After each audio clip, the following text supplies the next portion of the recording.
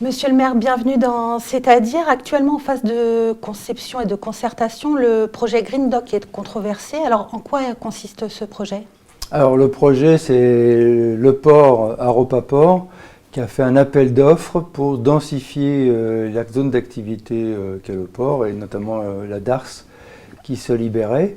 Et Green Dock, qui est un promoteur australien, je pense, a répondu et propose donc un entrepôt de 90 000 m², c'est-à-dire un entrepôt sur 4 étages. C'est un peu grand. 30 000 euros. C'est gigantesque, non ? C'est grand, oui. Il répond à la demande du port qui est de densifier les zones d'activité. Ce projet il est prévu sur le port de Gennevilliers. Il n'y aura pas d'impact pour les Gennevillois ? Alors, d'impact direct pour les Gennevillois, non. Ça a des impacts pour les habitants d'Épinay, d'Argenteuil, un peu moins pour les autres. Et ça peut avoir un impact positif en termes d'emploi s'ils tiennent leur engagement de faire entre 500 et 800 emplois. Et donc, il pourrait peut-être y avoir des emplois pour les Gennevillois. En tout cas, on va se battre pour que ce soit des emplois en lien avec les Gennevillois. Et les maires alentours, du coup, ils sont favorables à ce projet ou Non, pas trop, parce que c'est là où ça pose une question intéressante, c'est-à-dire qu'on a un port qui est une zone d'activité économique, et je considère, moi, qu'il est intéressant de densifier les zones d'activité économique plutôt que d'aller prendre des terres agricoles. Et donc, il est préférable d'avoir, si on pouvait inventer des entrepôts qui, au lieu de prendre 90 000 m² au sol, prennent que 30 000 m² au sol, donc ça respecte plus la terre et la pleine terre, puisque sur 30 000 m² au sol, on arrive à faire 90 000 mètres en montant en hauteur. Pour moi, c'est ce qui m'intéresse dans cette expérience-là, c'est que c'est une expérience et un enjeu de montrer qu'on peut, dans la zone d'activité économique, dans les zones de logistique, prendre moins de terres agricoles pour densifier et au plus près de Paris, éviter qu'il y ait des camions qui se déplacent. Alors après, il y a des contestations que moi je comprends totalement. D'abord pour les maires, qu'est-ce qu'ils contestent, par exemple ? Pour le voisinage, en fait, ils accompagnent leur population. Il y a peut-être 15 pavillons qui sont juste en face. Et donc, ils considèrent, avant, avaient une vue sur un entrepôt, mais considèrent que ça leur cache la vue. Donc, il y a tout un travail pour améliorer la perception visuelle de cet entrepôt, de ne pas en faire un mur. Mais la principale critique, et qui est celle sur laquelle j'ai le plus d'attention, c'est la critique qui porte sur la zone Natura 2000 qui est au bout de l'île Saint-Denis. Et donc, il faut que cet entrepôt ne perturbe pas cette zone Natura 2000. Sinon, il ne se fera pas. D'abord parce que la loi l'empêchera et en plus, je ne le laisserai pas faire. Et puis, il y a d'autres critiques qui viennent, que là, j'écoute, mais que je ne partage pas, qui sont sur ça risque de faire monter et d'augmenter le nombre de péniches sur la Seine. Mais moi, je me bats pour qu'il y ait plus de péniches sur la Seine, parce que plus il y a de péniches, moins il y a de camions sur les routes. Mais apparemment, c'est que 15% des marchandises qui vont transiter mais par 15%, la Seine, c'est pas énorme en fait. Sur un volume de 90 000 m² d'entrepôt aussi, c'est beaucoup déjà en volume. Et ensuite, ça laisse des perspectives de développement. C'est-à-dire que pour moi, l'intérêt, c'est que cet entrepôt en bord de Seine peut se développer encore plus. Je prendrai un exemple. Le Vélog, le premier entrepôt qu'on a fait en étage d'ailleurs dans le port, qui s'appelle Vélog, est loué par Ikea.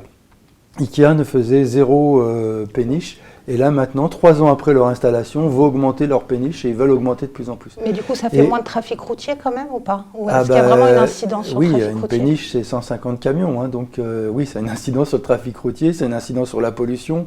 C'est-à-dire que la tonne transportée en péniche, la péniche pollue, mais à la tonne transportée, la tonne est moins polluante que si c'est des camions.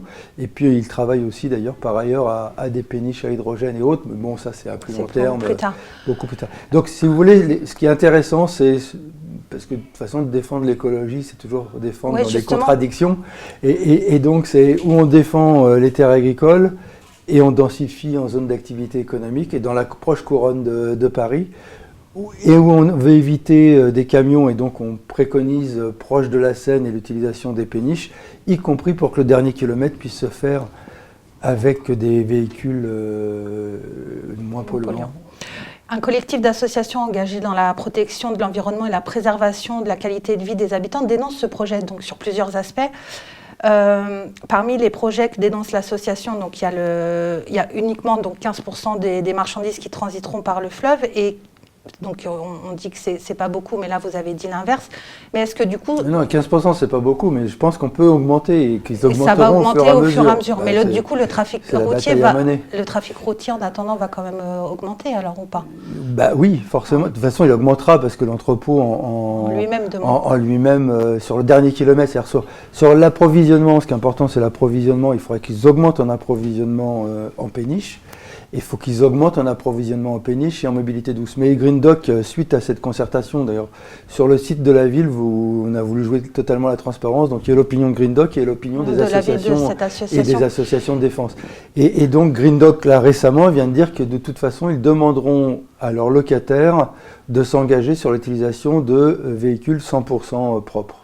Mais du coup, s'il peut y avoir des véhicules 100% propres, parce que même l'électricité pollue ailleurs. Donc dans cet avis aussi de l'association, il parle de la zone Natura 2000, donc c'est ce qui vous tient à cœur, et c'est notamment vis-à-vis des oiseaux. Pourquoi? Parce que les vitres sont transparentes et les oiseaux risqueraient de se prendre dedans. Sur les vitres, ça Green Dock répond à ça en ne faisant pas des vitres transparentes, justement.